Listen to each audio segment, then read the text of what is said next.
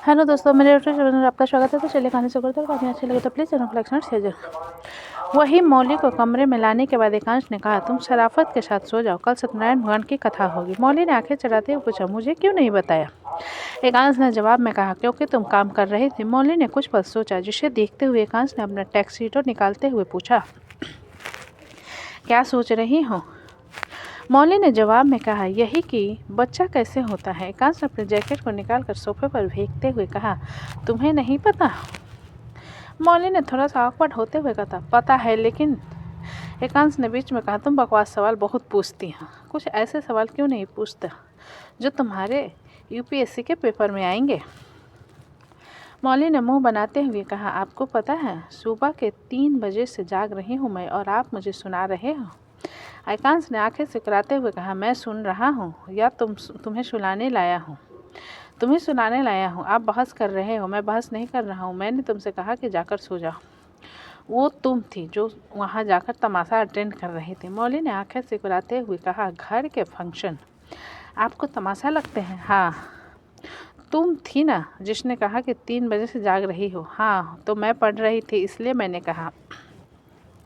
तुम्हारे पढ़ने में मेरा प्रॉफिट है या तुम्हारा प्रॉफिट है? एकांश ने दांत पीसते हुए पूछा, जिसके गुस्से पर मौली की आंखों में नमी तैर गई और उसने बिना उससे कुछ कहे अपने कदम क्लोजेट रूम की तरफ बढ़ा दिए, जिसे देख पीछे से एकांश ने कहा, मौली, अब नाराज होना बंद करो।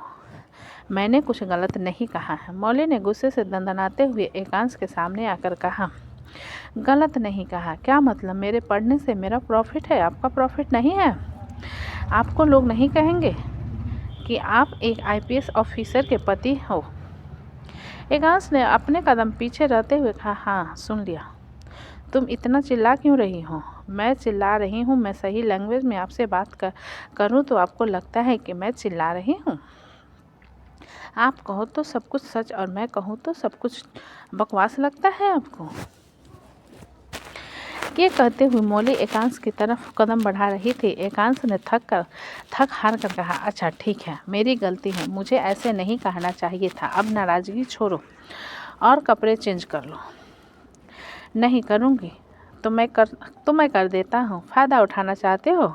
मैंने कब कहा? एकांश ने हक्का बक्का होते हुए पूछा। मौली ने आंखें छोटी करते हुए कहा, तो आपने क्यों कहा कि आप मेरे कपड़े चेंज करोगे? मेरे हाथ पैर है। तो तुमने भी तो कहा कि तुम कपड़े चेंज नहीं करना चाहती हो। तो मैंने कहा, मैं कर देता हूँ, ज़रूरत नहीं है, मैं खुद कर लूँगी। इतना कहकर मौली पैर पटकते हुए क्लोजेट की तरफ चली गई, जिसके जाने के बाद एकांश ने गहरी सांस भरते हुए कहा, ये बिल्ली दिन ब दिन शेरनी बनती जा रही है।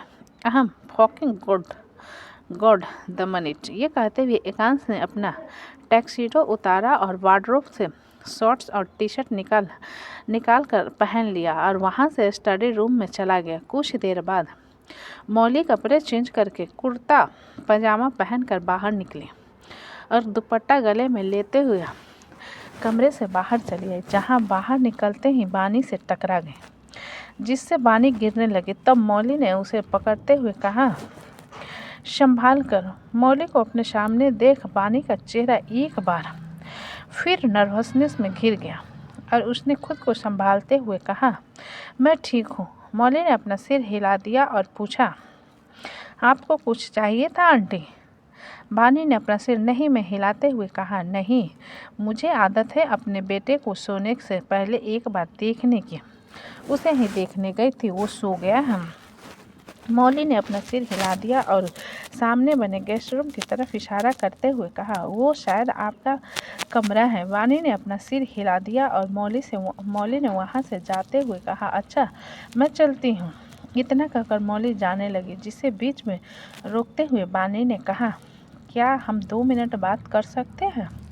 मौली ने चौंकते हुए बानी की तरफ देख कर पूछा, किस बारे में? बानी ने जवाब में कहा, तुमसे काफ़ी फेमिलियर वाइब आती है।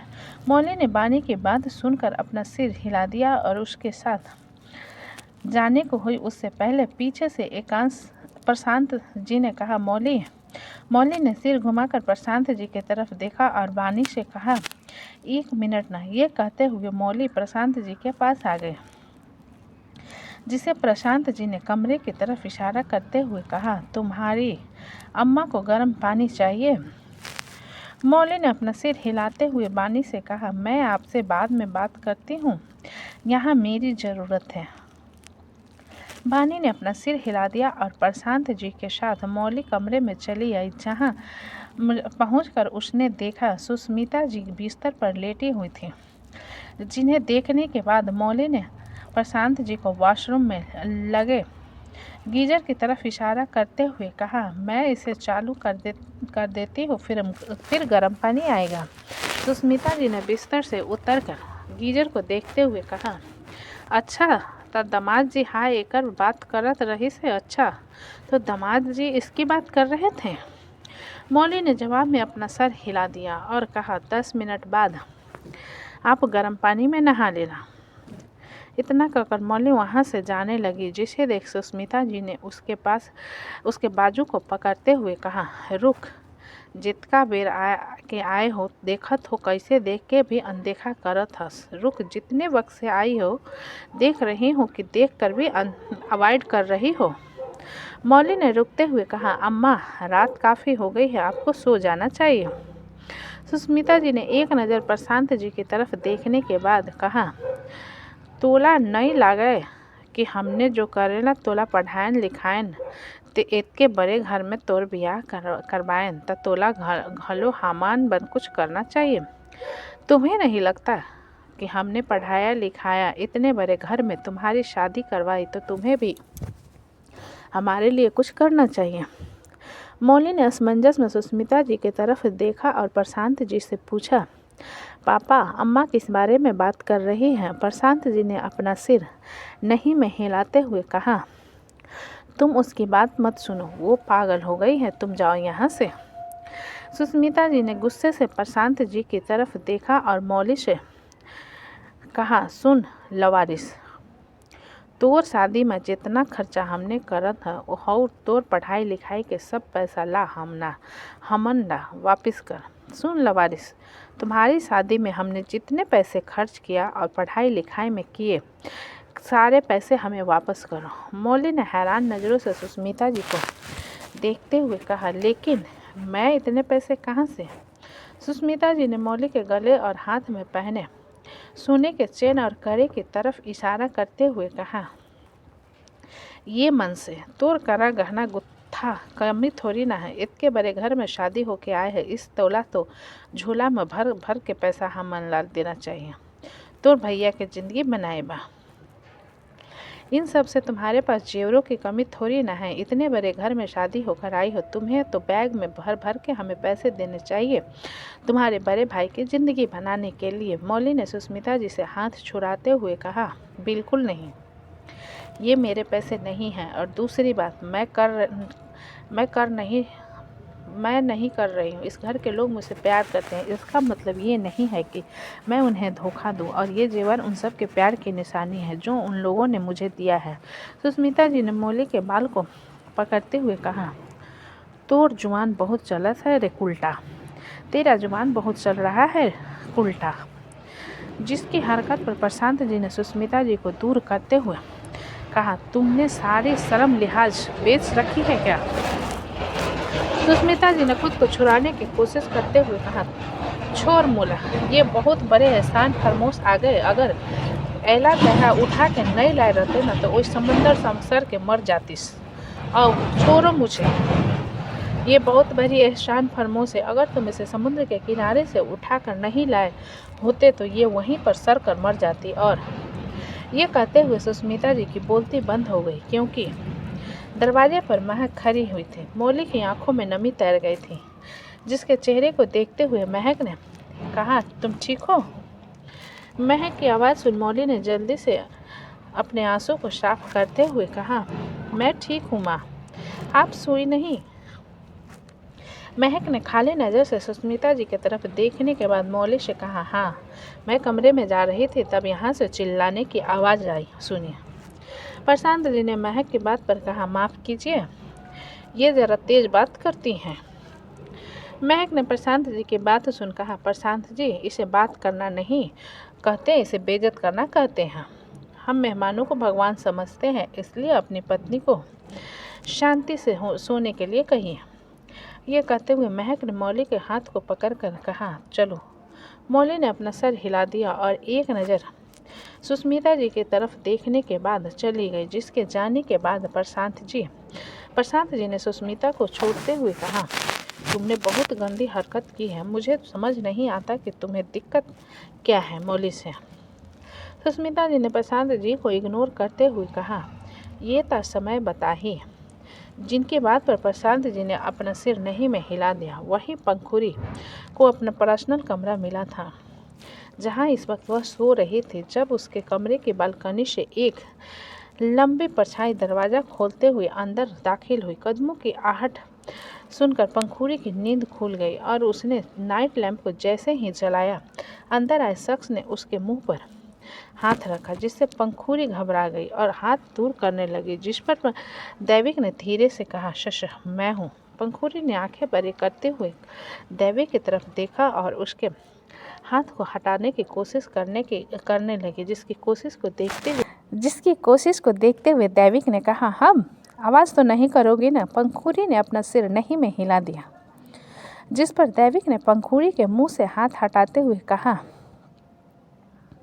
So you come here. ये कहते हुए दैविक बगल में लेट गया, जिसकी तरफ पंखुरी ने सिर घुमाकर देखते हुए कहा, मैं आ गई। दैविक ने पंखुरी की बात सुन कहा, मेरे डैड से मिली। पंखुरी ने अपना सिर नहीं में हिला दिया, नहीं, बस उन्हें दूर से देखा और तुमने तो मिलवाया भी नहीं। दैविक ने कोहनी के सहारे अपना सिर टिकाते हुए कहा, तुम्हें पता है, मैंने सुना कि तुम्हारे डैड और मेरे डैड एक दूसरे को पसंद नहीं करते। पंखुरी ने दैविक की बात सुन कहा, जब मियाँ बीवी राजी तो क्या करेंगे पापा जी, मैं इस बात पर चलती हूँ। दैविक ने मुस्कुराते हुए पूछा, so you want me to be your husband. Pankhuri ने अपना सिर हिलाते हुए कहा, ऑफ कोर्स, मैंने तुम्हें पति के रूप में देखते हुए ही प्यार किया था।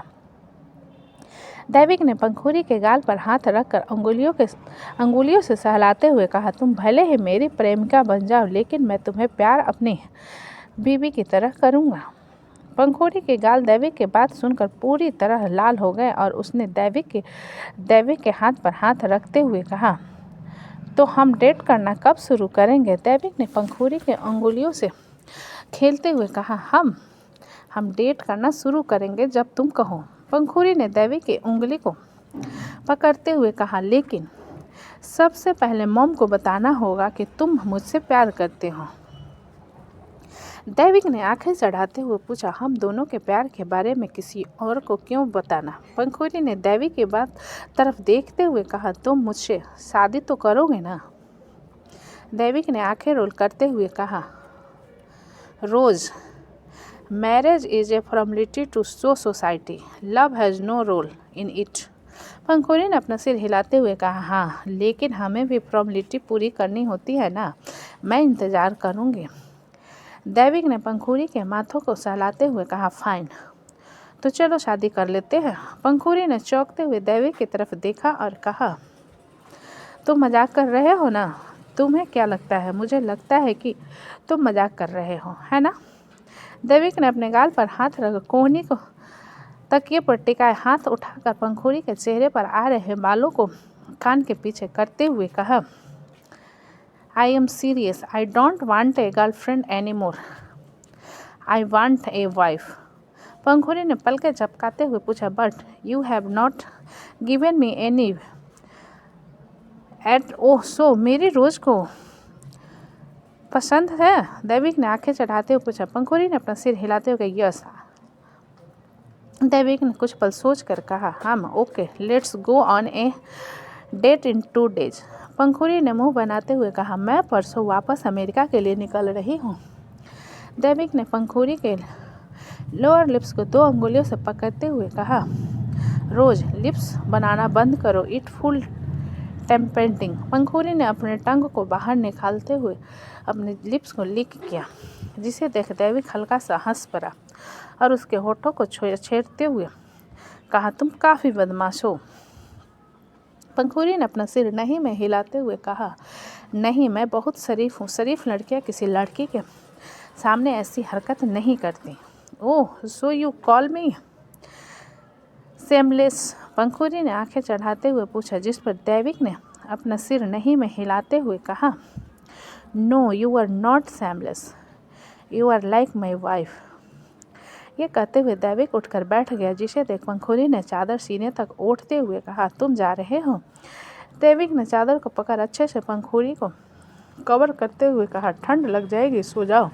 ये कहते हुए दैविक पंखुड़ी से अलग हुआ, जिसके हाथ को पकड़ते हुए पंखुड़ी ने कहा, दैविक कुछ देर और रुक जाओ। दैविक ने पलटकर पंखुड़ी की तरफ देखा, जिसे देख पंखुड़ी ने उसके हाथ को छोड़ते हुए कहा, सॉरी।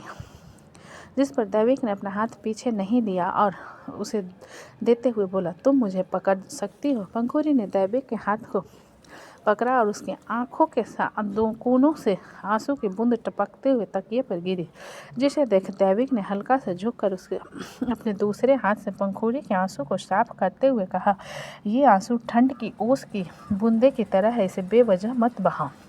तो दोस्तों, कहानी कैसी लगी मुझे कमेंट में लिखा। अच्छी लगे तो प्लीज़ चैनल को लाइक करें, सब्सक्राइब करें और ज़्यादा से ज़्यादा शेयर करें। कहानी को पूरा सुनने के लिए धन्यवाद।